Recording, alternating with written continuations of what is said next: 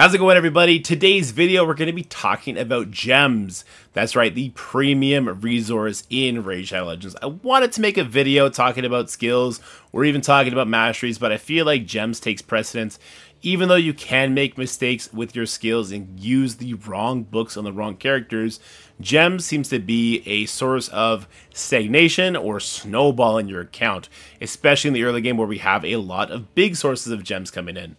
So, of course, as a premium resource, you can 100% buy gems with your money, but you're also going to be able to collect gems in other sources as well. So we go over to our missions. You'll see that if we complete our first 76 missions, we get a big boost of gems, 300, but you're also going to get it like sprinkled out through the mission. So you see we get 10 here. If I was able to scroll over, I'm sure we'll find more gems. We got another 10 there.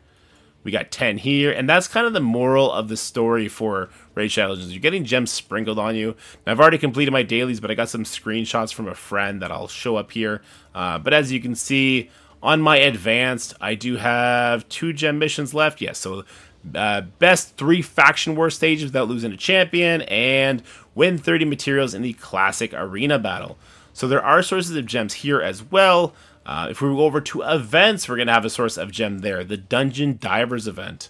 You'll see we get 10 gems there, plus 25 here, and furthermore, on the Summon Rush, we get 50 gems right off the bat. This one is actually quite easy to get to. The Summon Rate of Glory, just 150. You get these regular shards quite often. The second you start opening up any other kind of shard, the Ancient Shard or the Void Shard, you basically instantly get it once you open up a Void Shard. So very kind of easy place to get gems sprinkled in on you are those events that help out. There's also the campaign. So once we push the campaign, we got gems on the normal side, the brutal side, and the hard side. Where else do we get gems? We get gems from the clan bosses. Once we hit certain milestones on the clan bosses, we're going to get gems there as well. If we hit the warrior chest, no gems in that one. What if we hit the knight chest? There you go. You start getting gems as you're pushing these bosses further and further and further, which doesn't take very long once you get to your first 6-star character. Then we will also be able to get, apparently, diamonds fall in the Doom Tower. So there's going to be nodes that have diamonds on them, and that resets once a week. So lots of sources of small amounts of gems that turn into big amounts of gems. So what can you do with your gems? Where are people spending these gems where they really shouldn't? Well, if we were to check the shop and we go over to the gem shop, it's mostly this full energy is the culprit. So if I were to hit this plus energy, I want to be to use one of these. I actually have some, so it's actually just going to eat from there. But if I didn't, it's going to try and charge me 40 gems. In most Hero Collector games, this is exactly what you want to use your premium resource on, especially in the beginning to level your account faster, which, by the way, is another source of gems. When you level your account, right now I'm 39. When I hit 40, I'm sure I'm going to get like 75 gems or whatever the case may be. But that is going to be where you absolutely 100% do not want to spend your early gems. So do not spend your early gems on these energies. You will get energy rain on you quite a bit in the early game. You also don't want to spend your gems on these big shard packs or the small shard packs. I know, guys, opening these ancient shards is super fun, but 900 gems is a huge price tag for the early game. I have been reliably told, though, that this is where you eventually start pushing your gems. You get a base rare character, maybe epic, maybe legendary from these guys, so there's definitely a lot of value for that. Since every single character in the game is basically RNG to get unlocked, having more pulls of that crank will absolutely help you. But not right away, because there are better places to spend it. Namely, in my opinion, is this mine. So see, I just collected 1 gem from the mine. The mine costs gems to open up. You have to spend 500 gems to get it to level 1, then another 500 gems to get it to level 2, and another 500 gems to get it to level 3. So that's 1,500 gems total. That seems like a gigantic price tag, but here's the thing. Over 100 days, this mine will pay me back those 1,500 gems, and then in the next 100 days, it's going to give me 1,500 gems profit, and then the next 100 days after that, another 1,500 gems profit. So if you're playing the game for the long term, I think the gem mine is the first place to invest your gems in. It's not as fun as opening shards, but it's going to benefit you much, much more in the long run. And I just really like having a daily source of gems that's going to help me out. It just seemed like the much more responsible route. After that, there is the Guardian Ring, and I want to give a big shout out to MTG Jedi. He's a content creator for Raid Shadow Legends. I watched a video that a Twitch chatter told me I needed to go check out about getting a free 6 yellow star character once a week. And what he proposed is that this system right here is a great way to level your characters without having to spend energy. Because as we go through the beginning of the early game and head into the mid game, energy becomes a lot more scarce. And this system is going to be a great way to level characters passively without needing to actually use campaign energy. So how does this work? Well, this is called the Sparring Pit. Whatever characters you put in here are going to gain experience over time. Now, unfortunately, you do have to come in and hit the next level button when they level, so they'll start going on to the next one. Let's say our guy right here, he's level 18. In 1 hour and 37 minutes, he's actually going to hit level 19, but if I don't come and hit that button, he's not going to start his progression on to level 20. So you do need to log in quite a bit for this system to work for you. I'm a little bit of a try-hard no-lifer, especially when I really like a game, so I don't mind doing that every 2 hours or so. The idea is that you put 4 yellow star characters in here starting around level 18, which is the only character I have doing right now is this gal over here. But I'm going to leave a link to that video in the comment section as well as in the description. So check that out if you want to see what he's on about, because I think it's a really, really nifty idea.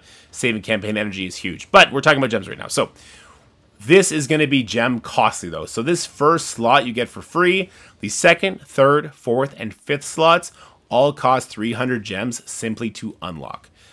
Now, I was free to play up till last night or the night before, where I was having just a little bit too much fun. It was a little bit too late at night, and my wife was snoring a little bit too loud, so I ended up getting a gem packet so I could get that last one unlocked. I really wanted to start what I'm going to be calling the MTG Jedi method for a 6 yellow star character. So now I do have it unlocked.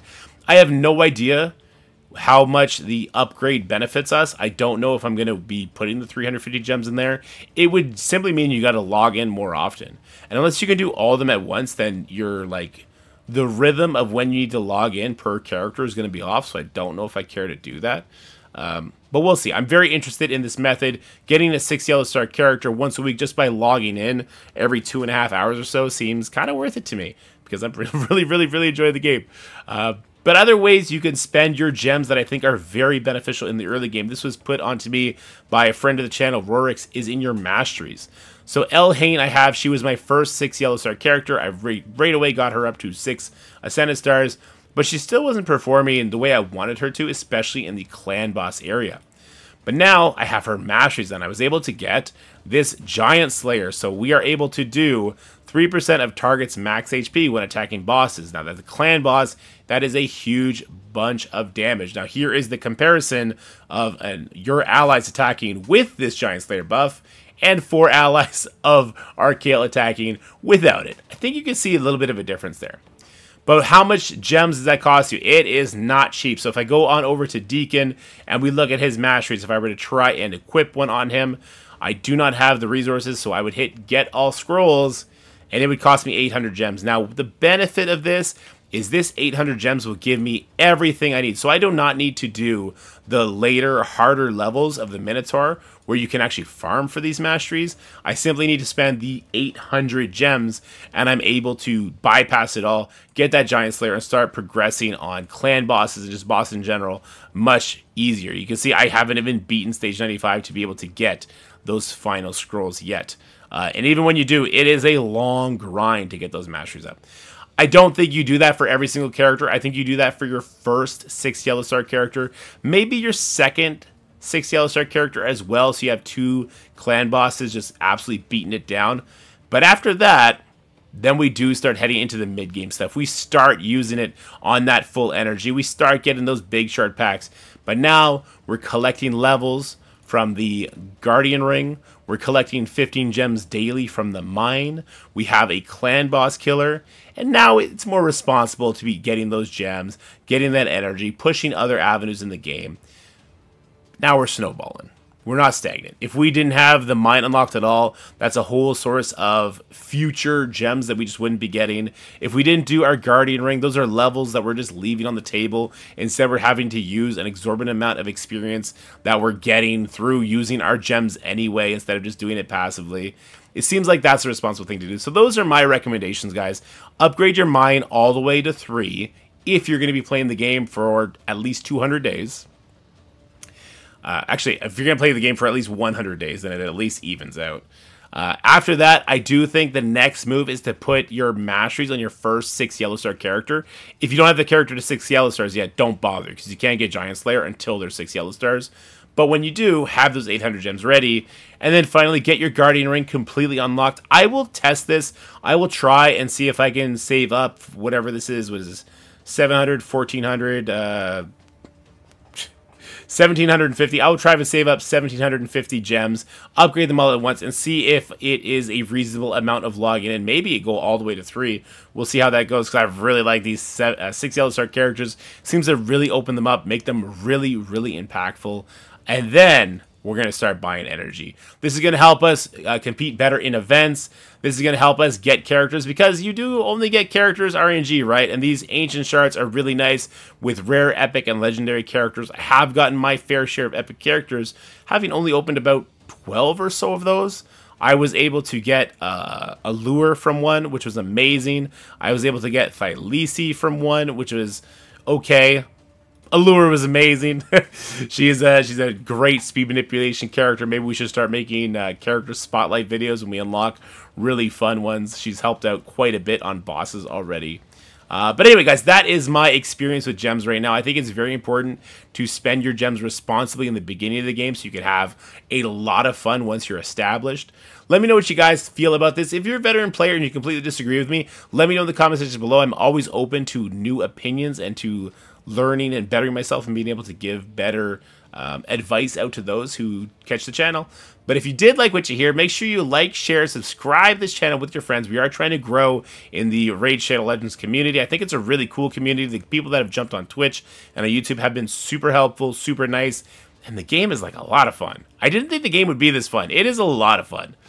As always, stay happy, healthy, have fun. I'll see you guys in the next video. Bye for now. That's it for the video, guys. I hope you enjoyed it. If you did, make sure you like, share, and subscribe. Stay happy, healthy, have fun, and I'll see you in the next one.